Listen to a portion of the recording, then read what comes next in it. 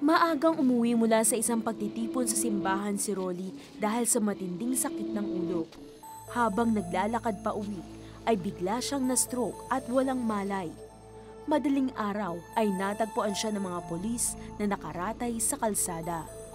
Ang isa nakakatakot dun is that half of my body kasi is exposed to the road and half of my body naman is lying on the pavement. Sabi nga nung kung may dumaan daw sa sakyan, it could have ended my life. Dinala siya ng pulis sa kanyang apartment. Nagtawag ang building security ng mga kaibigan ni Rolly. Agad rumisponde ang isang kaibigan ni Rolly mula sa simbahan at dinala siya sa ospital. Sumailalim si Rolly sa isang CT scan. Nakita sa resulta na may dugo sa bandang kanang bahagi ng kanyang utak at may kasamang hydrocephalus o tubig na dumidiin dito. Ang sabi nga, kung hindi nag-normalize yung brain activities ko, ang mangyayari ngayon, the doctor will be forced to open me up. No? Mag-isang namumuhay si Rolly sa Pilipinas. Buong pamilya niya ay sa Canada naninirahan.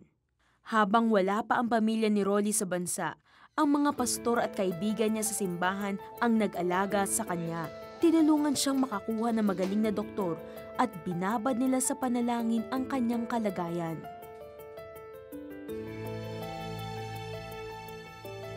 During that moment, I can say that, God really worked in and through these people. Yung ibang mga pastor, sabi nga, ang description sa akin, parang tatay mo, Rolly, ha? Kasi kung makapagtanong sa doktor, akala mo sila yung mga parents mo magtanong. Nakakatuwa, di ba? Nakakataba ng puso yun. Sa pamamagitan ng MRI, ay muling tiningnan ng mga doktor ang kondisyon ng utak ni Rolly.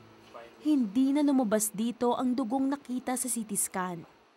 Ayon sa MRI, ang sanhi ng kanyang stroke ay ang pagputok ng isang arteriovenous malformation o AVM. Ang AVM ay nagkabuhol-buhol na ugat. Napalibutan din ng tubig ang utak ni Rolly. Ito ang nag-alis ng dugo sa kanyang utak na galing sa pumutok na ugat. Kaya walang nasira sa kanyang utak at hindi na kailangan dumaan sa delikadong operasyon.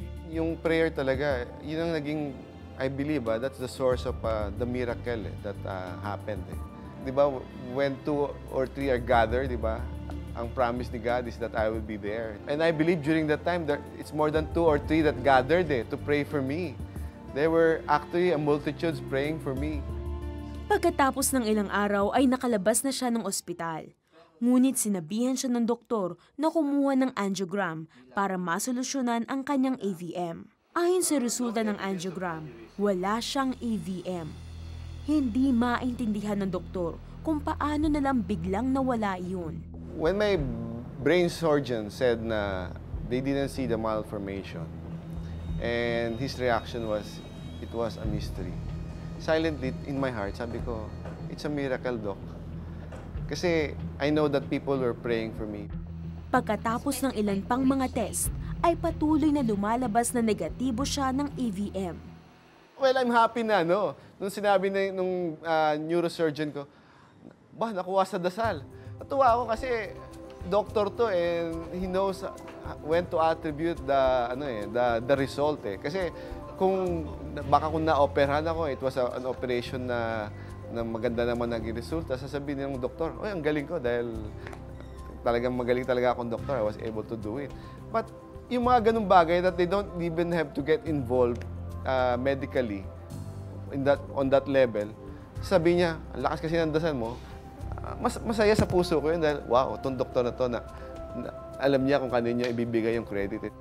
Dahil sa suporta ng mga kaibigan sa simbahan, nakita ng ina ni Rolly ang tunay na pagmamahal ni Jesus sa kanila. Kaya tuwing linggo ay sumasama na siya kay Rolly sa simbahan. Marami kaming natutunan tungkol kay God na siyempre you believe in Him, na nakakagawa siya ng miracles na yung imposible nagiging posible. Sa kanyang pangalawang buhay, ay nais din ni Rolling maging daluyan ng pagmamahal ng Diyos sa iba.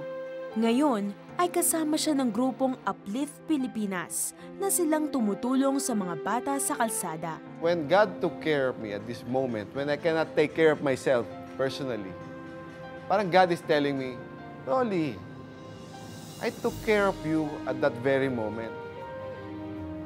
I will still take care of you when you follow me and do my work. At yun ang naging assurance ko na in whatever situation that will happen today and tomorrow, that God will be with me.